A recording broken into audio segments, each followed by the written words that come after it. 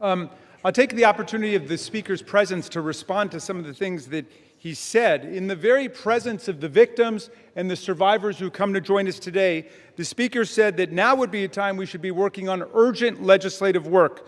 Mr. Speaker, justice is urgent legislative work.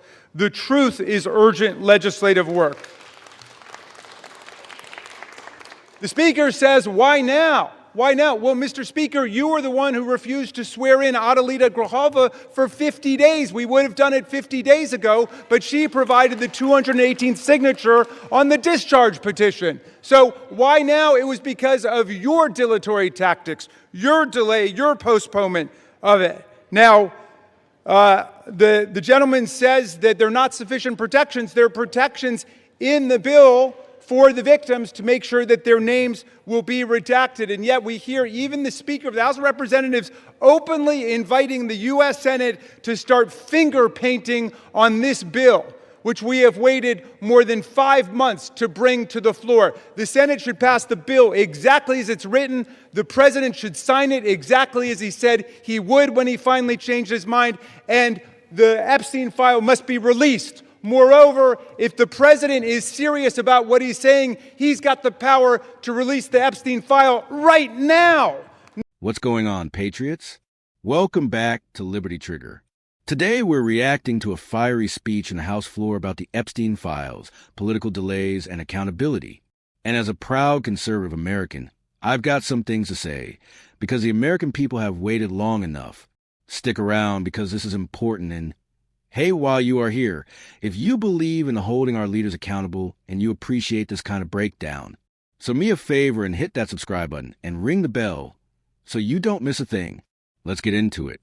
Nobody's stopping him. It's within his possession. It's within his control. He can release the whole thing, and he can redact the names of the victims and others who are innocent in this process.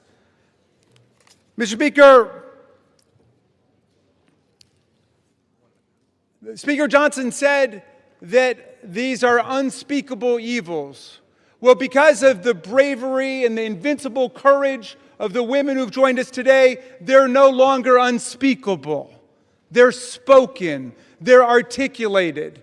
The cat is out of the bag, and we know what's been going on for decades. It's been a double standard of justice, going all the way back to Alex Acosta, who later got rewarded with a cabinet appointment in the Trump administration. Alex Acosta had a 60-count federal indictment ready to go against all kinds of people for an interstate sex trafficking conspiracy with solicitation, with child sex abuse, all of it. And he traded that 60-count federal indictment for 1 count in state court.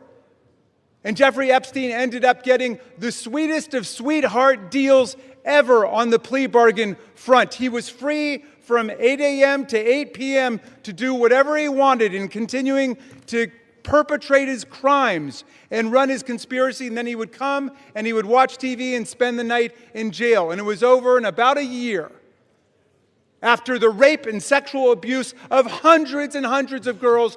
And he kept going and he kept at it. We want the whole truth to come out. This is the United States of America. Even the British monarchy wouldn't put up with this. How about the American democracy? How about we say, no way, we're not going to allow this cover-up to go on for 1 day more. And I'm glad the President changed his mind after pulling out all the stops to try to get one of our Republican colleagues to change their mind, to remove their name from the discharge petition. He gave up. And I want to salute the gentlelady from Colorado from having the courage to stand her ground in the Situation Room in the White House and say, no, she wasn't going to be bullied. No. So I'm glad the President changed his mind. But let's be clear, Mr. President, you've got the power today to release the entire file. That's what you called for. That's what Pam Bondi called for. That's what Kash Patel called for. So we don't need anybody calling for the Senate to slow things down for more weeks and more months. The American people have had it. We'll reserve. So the Speaker opens by responding to the House Speaker, saying justice is urgent legislative work. And honestly, he's right. Justice isn't something government should get around to when it's convenient. But here's the problem. Politicians have been talking about justice for years, while nothing actually happens. Every time Epstein comes up, someone stalls, delays, or changes the subject. If justice is urgent, then why hasn't Washington treated it that way for decades? The Speaker accuses a House Speaker of refusing to swear in a member for 50 days, just to delay movement on the Epstein files. 50 days. This is exactly why Americans don't trust the system. When the truth threatens powerful people, suddenly paperwork becomes complicated, schedules get pushed, committees need more time. Anything to stall transparency. As a right-wing patriot, I don't care what party someone is in. If you protect child predators, you're done. This was the most powerful line in the speech. The president already has the power to release the Epstein files right now. No Senate, no committees, no delays. A 5-minute decision. So let's be honest. If the president wanted this truth out, it would already be out. The only reason it isn't is because releasing those files would shake the political class to its core. Both sides have something to lose, and everyone in Washington knows it. The Speaker gives credit to the victims who came forward and finally forced the nation to acknowledge what's been going on. And I agree, they're heroes. But here's the sad truth. They shouldn't have had to fight this hard. They shouldn't have had to wait this long. They shouldn't be begging for justice while Washington protects the rich and powerful. If an average American did what Epstein did, they wouldn't get a cushy prison deal. They wouldn't get daytime freedom and nighttime jail. Epstein did. And that tells you everything about how deep the protection goes. At the end of the speech, the Speaker makes one thing clear. Americans are tired of waiting. And he's right. We're done with excuses. We're done with the government refusing to hold the elite accountable. We're done being told, you can know the truth later. No, we want the truth now. Names, files, everything released to the public. No more secret deals. No more Senate delays. No more cover-ups.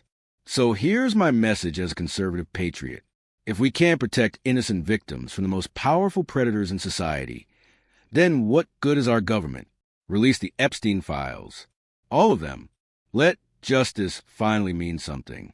If you agree, smash like, hit subscribe, and drop a comment. Should the Epstein files be released today? Thanks for watching, Patriots. God bless you, and God bless the United States of America.